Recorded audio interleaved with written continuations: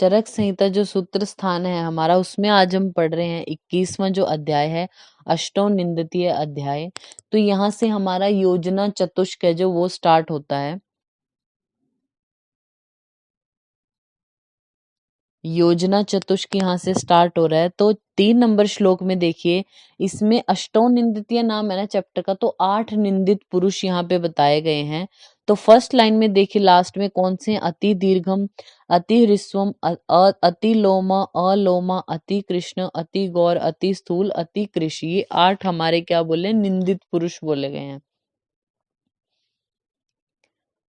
फिर हमारा आता है 4 नंबर जो श्लोक है, उसमें देखिए आप, ये 8 तो निंदित है ही है, लेकिन इनमें भी निंदित सबसे अति स्थूल और अति कृश को एक्सप्लेन करेंगे अब इस चैप्टर में। तो आप देखिए फर्स्ट लाइन में लास्ट में पहले अति स्थूल के लिए बोला गया, अति स्थूलस्य तद तदवत आयुषो ह्रासो। अति स्थूल के क्या क्या मतलब क्या दोष हैं? अगर ज्यादा मोटा होता है व्यक्ति अगर कोई, तो उसके क्या क्या दोष हैं? तो पहला है आयुषो ह्रास, उसकी आयु का ह्रास होगा, यानी आयु एज कम होगी उसकी, क्योंकि बीमारियां ज्यादा लग जाएंगी। फिर नेक्स्ट बोला है जवोपरोध, यानी उत्साह नहीं होगा उस पेशेंट को। कृच्छ व्यवायता, मैथुन में जो है वो कष्टता होगी उसको। दौर्बल्य होगा, दौर्गंध्य, स्वेदाभाद।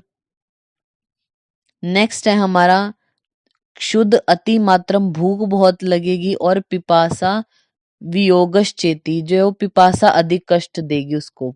ऐसे ही 8 दोष बोले गए हैं। फिर बोला गया है कि कारण क्या है अति स्थूल होने के? तो बोला अति संपूर्णाद, यानी ज्यादा मात्रा में भोजन करे। फिर थर्ड लाइन में ही लिखा है ये गुरु मधुर शीत स्निग्ध, ये सब ज्यादा खाए। व्यायाम ना करे, व्याय बिल्कुल ना करे। दिवा स्वप्न करे, हमेशा हंसता रहे, बिना चिंता के रहे, या बीज स्वभाव। तो ये आप यहीं लिख लीजिए, जहाँ पे पूरा 4 नंबर जो श्लोक लिखा हुआ है ना, इसके आगे लिख लीजिए अति स्थूल के 8 दोष और 8 कारण होते हैं। जो दोष हैं वो आपको जरूर याद रखने हैं, उसको चाहे तो आप हाईलाइट भी कर सकते हैं। फर्स्ट लाइन में लास्ट में क्या है? आयुषो ह्रास, जवोपरोध, कृच्छ व्यवायता, दौर्बल्यम, दौर्गंध्य, स्वेदाबाद, क्षुद अतिमात्रम और पिपासा। ये 8 दोष बोले गए और इनके अति स्थूलता में कारण भी 8 ही बोलते हैं। नेक्स्ट पेज आप निकाल लीजिए 411, 411 पेज नंबर पे। अब यदि अति स्थूल पुरुष के जो दोष हैं, कारण है या स्वरूप कैसा होता है वो, तो पहले देखिए पहली लाइन में श्लोक की मेधसा आवृत है, यानी मेध धातु बढ़ती है ऐसे पुरुष की। 7 नंबर श्लोक में आप देखिए, एताव उपद्रव करो विशेषाद अग्नि मारुतः, यानी इस व्यक्ति को जो स्थूल हो गया, उसके लिए आप हिंदी में एक बार देखिए इसको कैसे होता है वो। मेद धातु बढ़ जाती है, सभी स्रोतों को बंद कर लेगी। कोष्ठ में जो वायु है वो बढ़कर गमन करने लग जाएगी, अग्नि को बढ़ा देगी वो वायु। और आहार का शोषण कर लेगी, जैसे ही मनुष्य खाएगा जल्दी से पचा देगी अग्नि, इतनी तीव्र हो जाती है। जल्दी पाचन करेगी तो बार बार खाता रहेगा ऐसा पेशेंट। और आहार काल का अतिक्रमण अगर कर दिया, यानी उपद्रव स्वरूप कैसे रोग होंगे? वात पित्त जन्य, आपको याद रखना है, अग्नि और मारुत, वात और पित्त वाले वे भयंकर रोग उसको उत्पन्न होंगे। एतो ही तदह स्थूलम वन दावो वनः यथा, यानी जैसे जो अग्नि होती है, जिस प्रकार बड़ी हुई जो दावा अग्नि है वो वन को जला देती है, उसी प्रकार इसकी अगर अग्नि बढ़ रही है ऐसे मनुष्य की स्थूल की, और ये खाना ना करे तो इसके पूरे शरीर का, यानी धातुओं का अब खाने लग जाएगी ऐसी। इसका स्वरूप कैसा होता है? मेद, मांस, अति वृद्ध, स्फिग, उदर और स्तन, यहाँ पे जो है वो मांस ज्यादा लटक जाता है स्फिग प्रदेश पे, उदर और स्तन पे। और नरो अति स्थूल उच्चते, ऐसे जो नर है उसको आप स्थूल बोलोगे। तो इसमें आपको क्या याद रखना है कि अगर आहार का मतलब आहार नहीं दिया ऐसे स्थूल मनुष्य को, उसको कौन से रोग हो जाएंगे? तो अग्नि और मारुति, यानी वात पित्त वाले भयंकर रोग हो जाएंगे। फिर है हमारा अति जो कृष है, उनमें होने के कारण देखिए, जो 11 नंबर श्लोक है, सेवा रुक्ष अन्न पान, इसमें लास्ट वर्ड देखिए, वेद निद्रा विनिग्रह, जो वेगों को रोकते हैं, यानी निद्रा आदि वेगों को जो रोक रहे हैं वो। रुक्ष उद्वर्तन स्नानस्य अभ्यास, यानी अधिक स्नान का जिनको अभ्यास है उसके लिए बोला गया है। अति कृश होने में ये कारण है। नेक्स्ट पेज पे आप आ जाइए, 13 और 14 नंबर जो श्लोक हैं। 14 नंबर श्लोक में देखिए अति कृश मनुष्य के दोष क्या हैं, उसको क्या क्या रोग हो जाते हैं। आपने हाईलाइट करना है प्लीहा, प्लीहा, कास, इसको बस प्लीहा को हाईलाइट कर लीजिए, बाकी ये पूरी लाइन को आपने पढ़ना है जरूर। कास, क्षय, श्वास, गुल्म, अर्श, उद्राणी च कृशम प्रायो अभिधावंती रोगा ग्रहणी गता, यानी ये सब रोग हो जाते हैं अति कृश मनुष्य को। नेक्स्ट 15 नंबर जो श्लोक है उसमें बताए अति कृश की परिभाषा क्या है। शुष्क स्विग उदर ग्रीवा, यानी जिसका स्विग है, जो उदर है और ग्रीवा ये सूख जाए। और धमनी जाल संतत को आपने हाईलाइट करना है। धमनियों का जाल दिखाई दे, उस उसको लास्ट में देखिए स्थूल पर्वो नरह मतः, स्थूल पर्व, उसके जो जॉइंट्स है वो स्थूल दिखाई देंगे, मोटे होंगे। क्यों? क्योंकि स्किन, त्वचा तो रहेगी नहीं, मांस तो रहेगा नहीं, तो जॉइंट तो उभरे हुए दिखेंगे ही। तो जो स्थूल पर्व हैं जिसके और धमनी जाल जिसका दिखाई दे रहा है वो हमारा अति कृश मनुष्य है। फिर 16 नंबर श्लोक में देखा है सततम व्याधि आपेता अति स्थूल कृशो नरा, यानी सतत व्याधि से, यानी हमेशा रोग से पीड़ित रहते हैं कौन? अति स्थूल और अति कृश, दोनों को बोला है। सत्तम चयो उपचयो ही कृष्य बृहणेर अपि, यानी अति स्थूल का क्या करे? कर्षण है, जो अति स्थूल से आप जो है वो एरो ले जाइए कर्षण के ऊपर। अति स्थूल है जो उसका करना है कर्षण, और कृष का क्या करना है? बृहण करना होता है। नेक्स्ट हमारा देखिए आप राइट जो पेज है 413 पेज नंबर पे, स्थौल्य और कार्श्य में कौन अच्छा है? तो बोला गया है स्थौल्यम कार्श्यम वरम कार्श्यम, वरम कार्श्यम को हाईलाइट कर लीजिए, यानी जो कार्श्य है, अगर कोई बहुत मोटा हो और बहुत पतला हो, तो इन दोनों कंडीशन में भी जो पतला है ना, वरम कार्श्यम, जो पतला है उसको ज्यादा अच्छा बोला गया है। सम उपकरणों ही तो यद उभे भो व्याधि गच्छेत स्थूलम एव अति पीड़ित, यानी अगर इनके पास सभी साधन दोनों के पास इक्वल हैं, चिकित्सा के साधन दोनों के पास हैं, इनमें भी अगर दोनों को एक जैसी व्याधि हो जाए तो जो स्थूल है ना उसको ज्यादा पीड़ित करती है वो व्याधि, इसलिए कृष ज्यादा अच्छा है स्थूल से।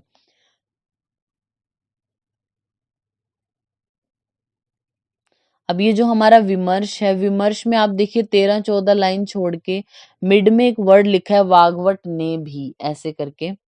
वैसे तो हम सुश्रुत संहिता में इसको पढ़ चुके हैं, लेकिन फिर भी एक बार यहाँ पे भी थोड़ा रिवाइज हो जाएगा। 13-14 लाइन छोड़ने के बाद लिखा है वाग्वट ने भी कार्श्यम में वरम स्थूल्याद न ही स्थूलस्य भैषजम। तो कार्श्यम में वरम, यानी कार्श्य को ही उन्होंने भी अच्छा बोला है एज कंपेयर टू स्थूल। अब है हमारा स्वस्थ पुरुष की डेफिनेशन 18 नंबर श्लोक में, इसको आप हाईलाइट कर सकते हैं।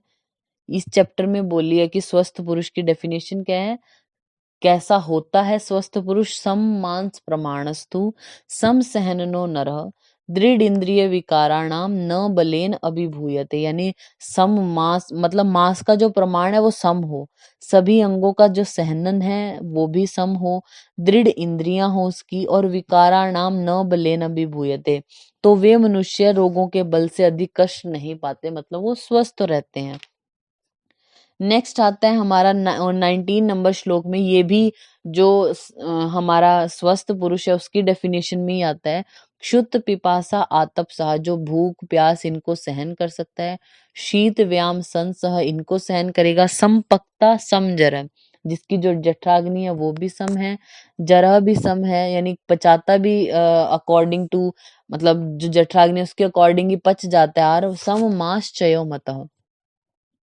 फिर नेक्स्ट आता है हमारा 20 नंबर श्लोक में गुरु अपतराम च इष्टम स्थूला नाम कर्षणम प्रति को आपने हाईलाइट किया। गुरु, अपतर्पण और स्थूल, ये तीन वर्ड आपने हाईलाइट किए। गुरु, अपतर्पण, स्थूल। फिर नेक्स्ट लाइन में देखिए कृष बृहणार्थम च लघु संतर्पण, तो कृष, लघु और संतर्पण को आपने हाईलाइट किया। जो स्थूल व्यक्ति होता है उसको आपने अपतर्पण देना है, यानी उसको लंघन ही आपने कराना है, उसके शरीर को कम करेंगे ना इसके लिए तो, लेकिन करना किससे है? गुरु अपतर्पणम, यानी गुरु आहार देना है लेकिन अपतर्पण कराना इष्ट है। ये कैसे है होगा, ये क्यों कहा गया है ऐसा, यानी गुरु द्रव्य दे लेकिन जो अपतर्पण करने वाले हो, क्यों? क्योंकि जो स्थूल मनुष्य है उसकी अग्नि तो बढ़ी हुई है, अगर आप उसको लघु चीजें दोगे और अपतर्पण कराओगे तो उसकी जठराग्नि उन सभी को जल्दी से पचा देगी और उसकी धातुओं को जो है वो शोषण करने लग जाएगी और व्याधियां हो जाएंगी। इसलिए आप स्थूल मनुष्य को गुरु और अपतर्पण प्रयोग कराते हो। गुरु क्यों देते हो? ताकि उसकी जठराग्नि को टाइम लगे उसको डाइजेस्ट करने में, और अपतर्पण का अपतर्पण करेगा वो, तो गुरु अपतर्पण देना है स्थूल को। जो कृष है उसको लघु देना है क्योंकि उसकी जठराग्नि इतनी स्ट्रांग है नहीं, तो लघु देंगे लेकिन जो संतर्पण करने वाले हैं ऐसी चीजें देंगे। जैसे कि अगर हम एग्जाम्पल की बात करें तो जो शहद होता है हमारा वो आप दे सकते हैं, ठीक है, क्योंकि ये क्या करेगा, गुरु तो है ही है, ये तर्पण करने मतलब गुरु है लेकिन अब तर्पण करेगा, उसकी स्थूलता को हरने वाला होता है, इसलिए आप स्थूल मनुष्य को शहद दे दो। कृष की अगर हम बात करें लघु देंगे, जैसे जांगल मास जो होता है हमारा वो लघु होता है, मतलब मांस तो है ही है लेकिन बाकी जो मांस है अनु प्राणियों के जो मांस है उनसे तो लघु ही होता है, तो जांगल मांस दो क्योंकि वो लघु है और संतर्पण का भी काम करेगा अगर मांस है तो इस तरीके से आप आहार देंगे स्थूल और कृष को। फिर नेक्स्ट हमारा आता है 22 नंबर जो श्लोक है, इसमें अति स्थूल जो मनुष्य है उसकी चिकित्सा के बारे में क्या बोला फर्स्ट लाइन में, वातग्नानि अनपानानि श्लेष्म मेदो हराणी च, यानी वातग्न और मेद और श्लेष्म है इनको हरने वाली चीजें दोगे, इतना हाईलाइट किया आपने, वातग्न अन्नपानानि श्लेष्म मेदो हराणी च। फिर उसके बाद जस्ट पढ़िए इसको, रुक्ष देंगे, उष्ण देंगे, बस्ती तीक्ष्ण देंगे, रुक्ष उद्वर्तन, गुडुचि भद्र मुस्ता प्रयोगेण त्रिफला देंगे, तक्र अरिष्ट को हाईलाइट किया आपने, तक्र अरिष्ट देंगे। फिर माक्षिक का प्रयोग कराएंगे नेक्स्ट पेज पे, विडंग नागर क्षार काल लोह रजो को आपने हाईलाइट किया।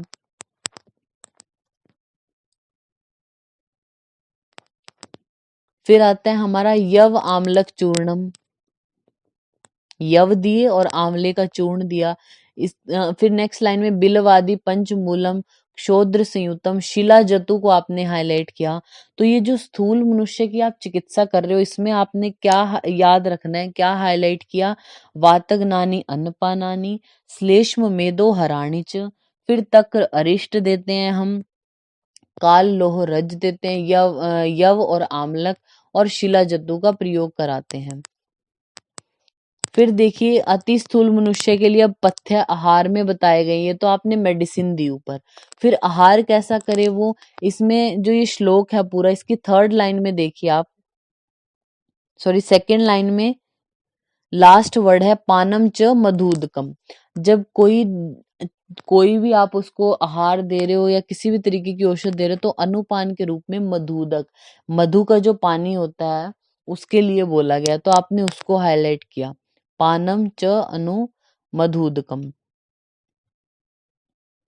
नेक्स्ट है अति स्थूलता में विहार क्या करें, पहले ड्रग्स की बात की, फिर आहार कैसा दे, फिर विहार, तो विहार में क्या बोला, प्रजागरम, यानी उसको जागरण कराना है, व व्यवाय यानी मैथुन, फिर व्यायाम और चिंतन मतलब चिंतन कराना यानी मानसिक परिश्रम भी करे वो और शारीरिक श्रम भी करे, तो उसके लिए बताया गया कि प्रजागरण कराना, व्यायाम कराना, व्यवाय और चिंतानिच।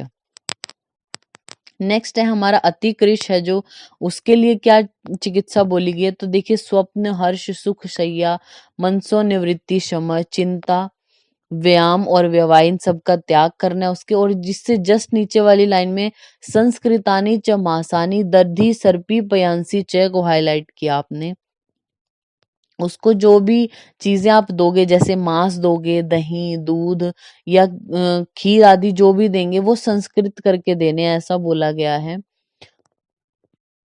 फिर फोर्थ लाइन है जो ये जो पूरा श्लोक का पैराग्राफ है इसमें फोर्थ लाइन में सेकंड में देखिए, सेकंड लाइन में शुक्लम वासो यथा कालम दोषावसेचनम को बोला गया है। अगर अति कृष मनुष्य है फिर भी उसको दोषावसेचन के लिए बोला गया कि दोषों की शांति के निर्हरण के उपाय करो। और नेक्स्ट लाइन में रसायना नाम वृक्षाणाम योगा नाम अनुपसेवना को हाईलाइट किया आपने। रसायन और वाजीकरण के जो योग हैं वो देने चाहिए। तो अतिकृष की चिकित्सा में आपने क्या हाईलाइट करना है, उसको मांस, दधि, सर्पी, पयांसी ये सब संस्कृत करके दोषावशेचन और रसायना नाम और वृक्ष जो योग हैं वो देने हैं। फिर 34 नंबर जो श्लोक है उसमें बोला गया अचिंतनाच कार्याणाम ध्रुवम संतर्पणेन च स्वप्न प्रसंगाच नरो वराहा इव पुष्यति।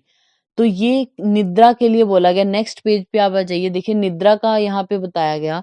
जो मनुष्य मतलब क्या करता है, अचिंतनाम च कार्याणाम, चिंता नहीं करता और किसी भी कार्य में चिंता नहीं कर रहा। फिर ध्रुवम संतर्पण, उसका संतर्पण तो जरूर होगा। क्यों होगा, स्वप्न प्रसंगाच नरो, यानी स्वप्न निद्रा लेता है जो, उसके लिए बोला है वराहा इव पुष्यति, वो वराह सुअर के समान पुष्ट होता है। ये जरूर बोला गया, यानी निद्रा के लिए बोला गया। आहार तो लेगा ही लेगा, कोई काम निश्चित होके कर रहा है वो आहार अच्छा ले रहा है, और निद्रा जो अगर अच्छी ले रहा है तो वो वराह के समान पुष्ट होता है। फिर 35 नंबर श्लोक में निद्रा की परिभाषा बोली गई है, इसको आपने ध्यान से पढ़ना है। यदा तू मनसी क्लांत है, जब मनसी क्लांत है, जब मन थक जाएगा। कर्मात्मन कलमान्विता, जो हमारी कर्मात्मन यानी इंद्रियां हैं, कर्मात्मन मतलब जो इंद्रियां हैं वो क्लमान्विता, इंद्रियां भी थक जाएंगी। विषेभ्यो निवर्तन्ते, अपने विषयों से निवृत्त हो जाएंगी। तदा स्वपति मानव, तब मनुष्य सोता है। जब मन थक जाए, इंद्रियां थक जाएं और अपने विषय को ग्रहण ना करे, निवृत्त हो जाए उनसे, तब मनुष्य शयन करता है, ऐसा बोला गया है। तो आप यहीं पेज के टॉप पर लिख लीजिए, व्यायाम का वर्णन आया चरक सूत्र 7 में। चरक सूत्र 7 है जो नववेगान धारणीय अध्याय में हमने पढ़ा था व्यायाम का वर्णन। और चरक सूत्र 21 में हमने पढ़ा निद्रा का वर्णन। निद्रा के बारे में हमने चरक सूत्र 21 में पढ़ा। इससे पहले चरक सूत्र 7 में हम व्यायाम के बारे में पढ़ के आए। और यहीं लिख लीजिए, चरक इंद्रिय में हम पढ़ेंगे स्वप्न के बारे में। चरक इंद्रिय 5 इंद्रिय स्थान पढ़ेंगे जब, तो उसका जो 5वां अध्याय है उस वहां पे हम स्वप्न के बारे में पढ़ेंगे। व्यायाम के बारे में आई रिपीट चरक सूत्र 7 में, निद्रा के बारे में चरक सूत्र 21 में, और स्वप्न के बारे में जो इंद्रिय स्थान है चरक इंद्रिय उसमें 5 में। नेक्स्ट आता है हमारा नेक्स्ट पेज पे 418 पे, 418 पेज नंबर पे 36 नंबर जो श्लोक है उसमें निद्रा के लाभ और अनिद्रा से हानियां, यानी जो नींद लेता है तो उससे क्या क्या आपको बेनिफिट्स होंगे और नींद नहीं लेता तो क्या क्या हार्म होंगे वो बताए हैं। निद्रा एतम सुखम दुखम पुष्टि कार्य बला बलम, यानी सुख होगा और दुख भी हो सकता है। अगर नहीं नींद लेंगे तो दुख ही होगा, पुष्टि होगी जब नींद लेंगे, नहीं लेंगे तो कार्य। बल और अबल होना, वृषता क्लेब्यता, ज्ञानम अज्ञानम, जीवितम न चाहिए। निद्रा के लाभ और अनिद्रा से हानियां बोली। फिर हमारा आता है इसी पेज पे जो बॉटम में आपके श्लोक दिया गया है, यानी 39 से 41 नंबर जो श्लोक है, हेडिंग है इसकी, दिन में शयन करने के योग्य पुरुष। किनको आप दिन में शयन करा सकते हो। वैसे बोलते हैं दिन में नहीं सोना चाहिए, अब आगे आएगा कि कौन सी ऋतु में सो सकते हैं कौन सी में नहीं। दिन में शयन जो कर सकते हैं वो कौन है, फर्स्ट लाइन हाईलाइट कर लीजिए, गीत अध्ययन मध्य स्त्री कर्म भार अधव कर्षिता। जो गाना गा रहे हैं वो अध्ययन से, मद्य से, स्त्री, कर्म या कोई भार या रास्ता चल के जो कर्षित हो गए हैं वो, इसको आपने हाईलाइट किया। बाकी जस्ट पढ़ना है, अजीर्ण, क्षत, क्षीण, वृद्ध, बालक, अबल वाले। तृष्णा अतिसार शूलार्ता को आपने हाईलाइट किया, तृष्णा का पेशेंट है। अतिसार का, शूल से पीड़ित है जो। श्वासिनो हिक्का कृष्य को आपने हाईलाइट किया, श्वास का, हिक्का का या कृष है। और इसके जस्ट नीचे देखिए, दिवा सपनों चिताश चाहिए, इनको दिवा स्वप्न कराया जा सकता है। ठीक है, तो आपने क्या हाईलाइट किया? एक तो फर्स्ट लाइन में गीत, अध्ययन, मध्य, स्त्री, कर्म, भार, आधोकर्षिता, फिर उससे बॉटम वाले, उससे नीचे वाली पे तृष्णा, अतिसार, शूलार्ता, स्वासिनो, हिक्कना, कृश, ये आपने हाईलाइट किया। नेक्स्ट आता है 42 नंबर जो श्लोक है, उसमें निद्रा के लाभ, धातु साम्यम तथा ही येषाम बलम च अपि उपजायते, श्लेष्मा पुष्णाति च अंगानाम स्थैर्यम भवति आयुष। यानी निद्रा के लाभ बोले कि जो ये जो व्यक्ति अगर ये दिन में शयन करते हैं तो क्या होगा, इनकी धातुएं सम रहेंगी। बलम च अपि उपजायते, बल बढ़ेगा इनका, क्यों? जो कफ है इनका, यानी कफ है, इनके अंगों की पुष्टि करेगा, और स्थैर्यम भवति आयुष, आयु को स्थिर करेगा। फिर बोलते हैं 43 नंबर जो श्लोक है, उसमें आप चाहे तो हिंदी में देखें। जो ग्रीष्म ऋतु है उसमें अदान काल के कारण रुक्ष शरीर वाले मनुष्य, शरीर की वायु बढ़ जाएगी, और रात्रि के जो अत्यंत छोटे होने के कारण दिन में व्यक्ति जो है वो सोना उत्तम बताया। तो सिर्फ जो ग्रीष्म ऋतु है उसमें दिवा स्वप्न बोला गया है। 44 नंबर जो श्लोक है देखिए, ग्रीष्म वर्जेशु कालेशु, ग्रीष्म ऋतु को छोड़कर, वर्ज्य मतलब छोड़कर, दीवा स्वप्नात् प्रकुप्यति, दीवा स्वप्न अगर और ऋतुओं में करेंगे तो क्या होगा, प्रकुपित क्या हो जाएगा, श्लेष्म पित्ते, श्लेष्म कफ और पित्त प्रकुपित हो जाएगा, ऐसा बोला गया है। ग्रीष्म ऋतु के अलावा कोई भी ऋतु में दिन में नहीं सोना चाहिए, क्यों? क्योंकि श्लेष्म और पित्त प्रकुपित हो जाता है। तो श्लेष्म पित्त आप हाईलाइट कर लीजिए। नॉर्मली हम क्या बोलते हैं कि दिन में नहीं सो क्योंकि कफ प्रकोपित हो जाता है, नॉर्मली ये पता होता है, लेकिन आचार्य चरक क्या बोलते हैं कि ग्रीष्म ऋतु के अलावा आप कोई भी और ऋतुओं में दिन में ना सोएं, क्योंकि उससे कफ और पित्त दोनों बढ़ते हैं, वो ऐसा बोलते हैं।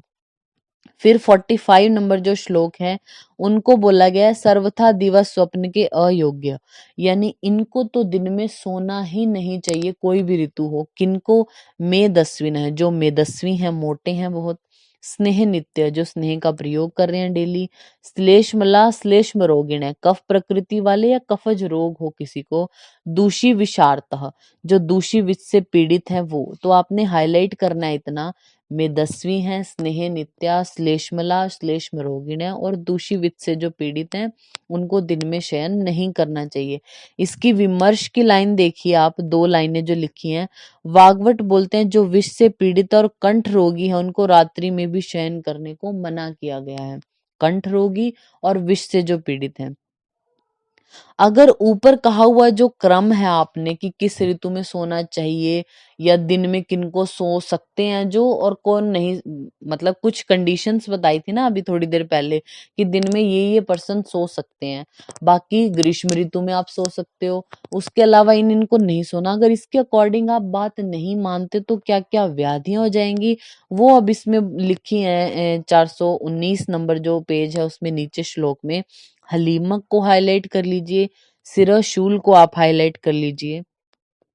हलीमक हो जाएगा, सिरशूल होगा, और उसके नीचे वाली लाइन में देखिए शो फरोचक हृलास, पीनस अर्धाव भेदक को हाईलाइट कर लीजिए। पीनस अर्धाव भेदक, उससे जस्ट नीचे वाली लाइन में सरोद श्रोत्साम ज्वर को हाईलाइट कर लीजिए। तो आपने हाईलाइट क्या किया? हलीमक, सिरशूल, पीनस, अर्धाव भेदक और ज्वर, ये 5 चीजें आपने हाईलाइट की हैं।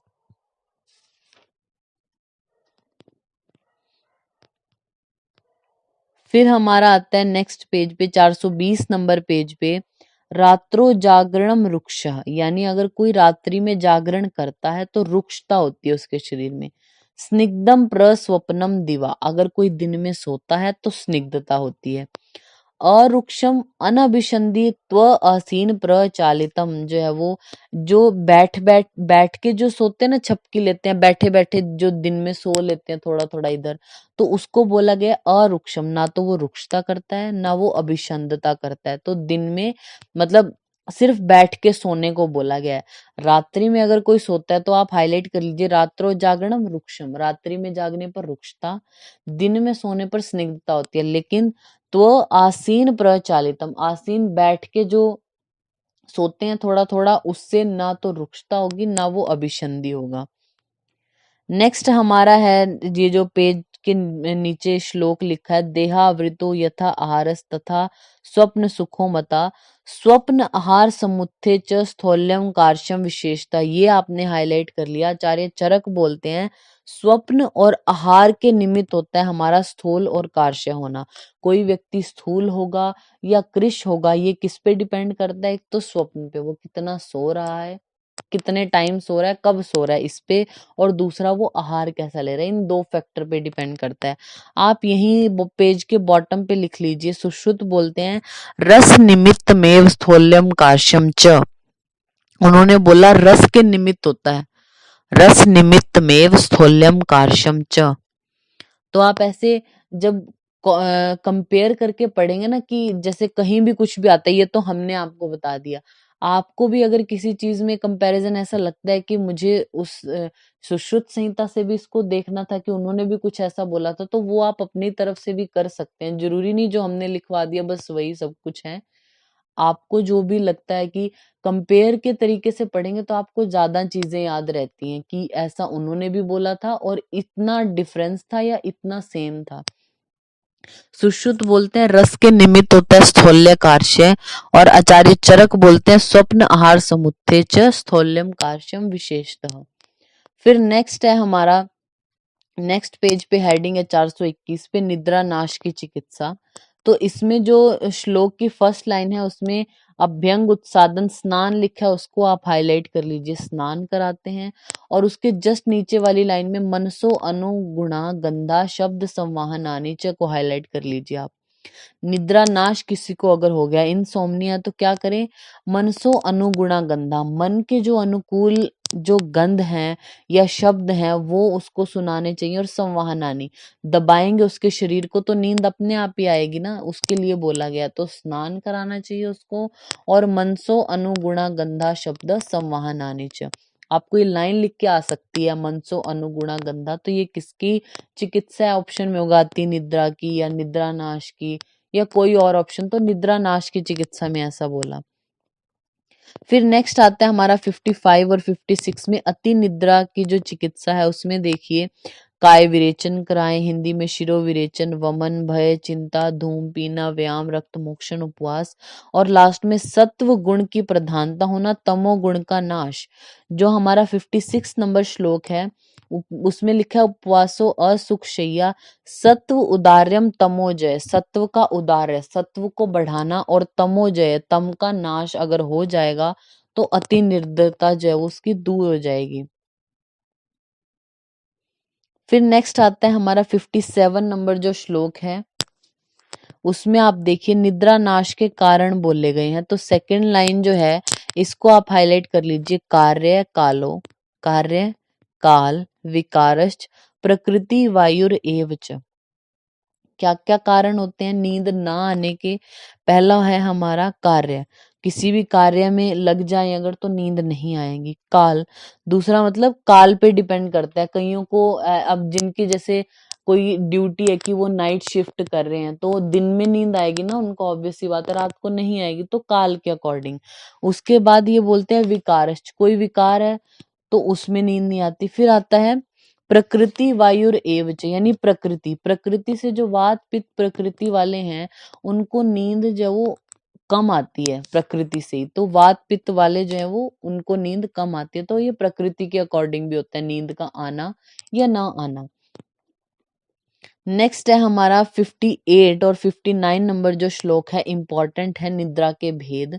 तो कौन से हैं? तमो भवा श्लेष्म समुद्भवा च मन शरीर श्रम संभवा आगंतुकी व्याधानुवर्तनी च रात्रि स्वभाव प्रभा च निद्रा। तमो भवा, जो तम जब बढ़ जाएगा उसकी वजह से, श्लेष्म कफ की वजह से, मन शरीर श्रम संभवा, मन और शरीर जब थक गए हैं तो आगंतुकी है या व्याधि जो हो रही है तब निद्रा जो आती है, और रात्रि स्वभाव से जो निद्रा आती है वो। ये हमारी निद्रा के भेद बोल दिए 6।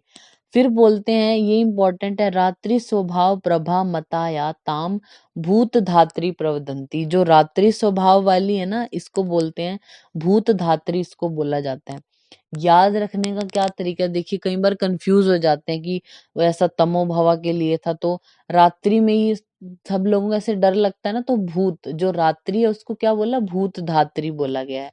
फिर तमो भवा अघस्य मूलम, तमो भवा है, अघस्य मतलब पाप का मूल बोली गई है, यानी दुखों का मूल बोलते हैं तमो भवा को।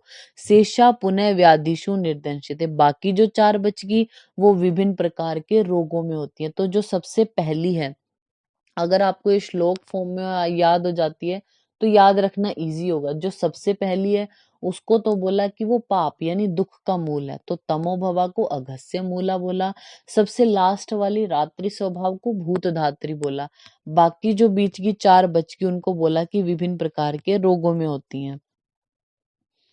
अब आप देखिए इसके जो नीचे विमर्श है ना, उसमें फर्स्ट पॉइंट में शरीर में तमोगुण प्रधान से जो निद्रा आती है, फिर सेकंड में कफ की अधिकता से आने वाली, फिर मन और शरीर जब थक जाए, आगंतुकी, जहां पे आगंतुकी में देखिए किसी कारण के अरिष्ट रूप में आती है, आगंतुकी को रिष्ट भूता बोला है। फिर आप यहीं जो है वो लिख दीजिए, जो आचार्य वाग्वट हैं, मतलब वृद्ध वाग्वट जो हैं हमारे अष्टांग संग्रह है, उन्होंने 7 भेद बोले हैं निद्रा के। यही लिख लीजिए, निद्रा के 7 भेद कौन से बोले हैं उन्होंने। जो ये आचार्य चरक बोलते हैं ना, तमो भवा श्लेष्म समुद्भवा मन शरीर सम संभवा आगंतुकी व्याधानुवर्तनी और रात्रि, तो उन्होंने मन और शरीर संभवा को अलग अलग माना, यानी जो जिनका जब मन थक जाए तब आने वाली और शरीर थक जाए, तो इन दोनों को अलग बता के 7 भेद मान लिए। यही लिख लीजिए, जो आचार्य सुश्रुत है वो 3 प्रकार की निद्रा बोलते हैं। 3 प्रकार की निद्रा सुश्रुत आचार्य के अकॉर्डिंग। तो उन 3 निद्राओं के आप नाम लिख लीजिए, स्वाभाविक, वैकारिक और तामसी। आई रिपीट, सुश्रुत आचार्य बोलते हैं 3 निद्रा, स्वाभाविक, वैकारिक और तामसी। अब कई बार क्या होता है, बहुत बार क्वेश्चन आया हुआ है कि सुश्रुत के अकॉर्डिंग निद्रा के भेद, तो स्वाभाविक, वैकारिक, तामसी ऑप्शन में नहीं था, ऑप्शन में थे वैष्णवी, विकारी और तामसी। ठीक है, जैसे कि आप यहाँ ये जो हमारा 423 पेज नंबर है उसमें जो 6th पॉइंट लिखा है उसकी हिंदी में भी आप देखेंगे सेकंड लाइन में, सुश्रुत ने निद्रा यहाँ पे भी लिखा है वैष्णवी, वैकारी और तामसी, ये बोले हैं। ये ऑप्शन में आता है बहुत बार, वैष्णवी, वैकारी और तामसी। अगर ये ऑप्शन में आए, मतलब स्वाभाविक वाला हो ही ना, तब तो आपको इसको टिक लगाना है कि वैष्णवी, वैकारिक और तामसी, क्योंकि और ऑप्शन ही नहीं है आपके पास। अगर ऑप्शन में वैष्णवी वाला भी और स्वाभाविक भी हो तो स्वाभाविक मोर करेक्ट होगा। आचार्य जो सुश्रुत हैं उन्होंने 3 प्रकार की बोली, स्वाभाविक, वैकारिक और तामसी, ये 3 ज्यादा करेक्ट हैं, वैष्णवी वाला नहीं। अगर स्वाभाविक हो ही ना ऑप्शन में तब आप लगा सकते हैं वैष्णवी, वैकारी और तामसी वाला। ठीक है, तो ये हमारा जो है वो 21 नंबर चैप्टर जो है वो फिनिश हुआ। तो इस चैप्टर में हम जल्दी से एक बार रिवाइज कर लेते हैं हमने क्या पढ़ा था शुरू से। इस चैप्टर का नाम है अष्टौ निंदितीय अध्याय, 8 निंदित पुरुष बताए हैं। योजना चतुष्क यहाँ से प्रारंभ हो रहा है, तो अति दीर्घ, अति ऋस्व, अति लोम, अलोम, अति कृष्ण, अति गौर, अति स्थूल और अति कृष, ये क्या है, निंदनीय पुरुष हैं। फिर इनमें भी 2 जो है अति स्थूल, अति कृष वाले, वो ज्यादा बीमारी से पीड़ित रहते, तो यानी वो ज्यादा निंदनीय, उनको एक्सप्लेन किया अब इस चैप्टर में। जो अति स्थूल है उसके 8 दोष हैं और 8 ही कारण है। दोषों को आपने याद रखना है, कौन से, आयु का ह्रास होता है, जवो उपरोध, कृच्छ, व्यवायता, दौर्बल्य, दुर्गंध्य, स्वेद, क्षुधा और पिपासा ज्यादा लगती है। फिर हमारा जो अति स्थूल वाला है उसमें अगर आप उसको टाइम पे खाना नहीं दोगे तो कौन सी व्याधियां हो जाएंगी, वात और पित्त, यानी अग्नि और मारुत के जो विकार है वो होंगे उसको। अति कृष में कारणों में क्या है, स्नान जो ज्यादा करते हैं या वेग, निद्रा आदि वेगों को रोकते हैं, वो ज्यादा कृष होते हैं। कृष कृष के दोष कौन कौन से हैं, प्लीहा। अब देखिए एब्डोमिनल पार्ट वाले ज्यादातर रोग उसको होते हैं, अतिकृष वाले को, कौन से, प्लीहा हो जाएगा उसको, ग्रहणी हो जाएगी, उदर रोग, तो प्लीहा, ग्रहणी, उदर रोग, गुल्म, श्वास, काश, क्षय और उदर रोग हो गए, अर्श हो सकता है उस व्यक्ति को। फिर अतिकृष की परिभाषा में हमने पढ़ा धमनी जाल संतत और स्थूल पर्व जिसके होते हैं। अति स्थूल वाले का कर्षण कराओ, कृश वाले का ब्रीहण कराते हैं। स्थौल्य और कार्श्य में वर जो प्रधान होता है वो कार्श्य को बोला गया है। फिर स्वस्थ पुरुष की यहाँ पे डेफिनेशन दी, सम प्रमांस प्रमाणस्तु सम सहननो नर दृढ़ इंद्रिय विकाराणाम न बलेन अभिभूयते क्षुत पिपासा आतपसः शीत व्याम शंसः समपक्ता समजर सममाश्चयो मता। फिर बोला गया है कि जो ये इंपॉर्टेंट है कि स्थौल्य और कार्श्य में आप चिकित्सा सिद्धांत क्या है, तो स्थूल को गुरु और अपतर्पण देते हो, कृश को आप क्या लघु और संतर्पण देते हो। फिर ड्रग्स की अगर हम बात करें, अति स्थूल वाले को वातग्नानी अन्नपानी श्लेष्म मेदो हराणी च तक्रारिष्ट काल लोहरज यव या आमलक या शिलाजतु का प्रयोग कराते हो और पीने के लिए मधुदक का अनुपान देते हो। अति स्थूल में विहार, उसको प्रजागरण कराना, व्यायाम कराना, व्यवाय या फिर चिंतन। अति कृष्णता में आप संस्कृत करके देते हो उसको मांस, दही, दूध, घी वगैरह, दोषावसेचन करते हो, रसायन और वाजीकरण योग। फिर यहाँ पे जो हमारा निद्रा है उसकी इंपॉर्टेंस बताएगी, तो कि वराह के समान पुष्ट होता है अगर कोई निद्रा का प्रयोग करता है। तो निद्रा की परिभाषा क्या है, यदा तू मनसि क्लांते कर्मात्मने क्लमान्वित विषेभ्यो निवर्तन्ते तदा स्वप्ति मानवः। व्यायाम का वर्णन चरक सूत्र 7 में, निद्रा का चरक सूत्र 21 और इंद्रिय स्थान में जो है वो 5वें अध्याय में स्वप्न का वर्णन है। फिर निद्रा के लाभ और जो हानि है अगर सही टाइम पे नहीं लेते हो उसके बताए। फिर दिवस स्वप्न के जो योग्य हैं वो कौन है, कौन सी ऋतु है जिसमें आप दिवस स्वप्न कर सकते हो, तो ग्रीष्म ऋतु। इसके अन्य किसी भी ऋतु में दिवस स्वप्न नहीं करना, उससे क्या होगा, श्लेष्म और पित्तज रोग हो जाएंगे। दिन में शयन के अयोग्य कौन है, इंपॉर्टेंट है, मेदस्वी, स्नेह नित्या, श्लेष्मला, श्लेष्म रोगिण और दूषिवित से जो पीड़ित है। अगर ऐसा ये ना करें तो होंगे कौन से रोग, हलीमक, सिर शूल, पीनस, सरधाव भेद और ज्वर हो जाएगा। फिर हमारा जो है वो रात्रि जागरण से रुक्षता, दिन में सोने से स्निग्धता, और अगर कोई बैठे बैठे जो है वो सोते हैं थोड़ा तो अरुक्ष अनभिसंधि बोला। स्थूलता और कृष्णता का कारण क्या बोला, स्वप्न आहार समुत्ता, सुश्रुत बोलते हैं रस निमित्त में वल्यम कार्शम च।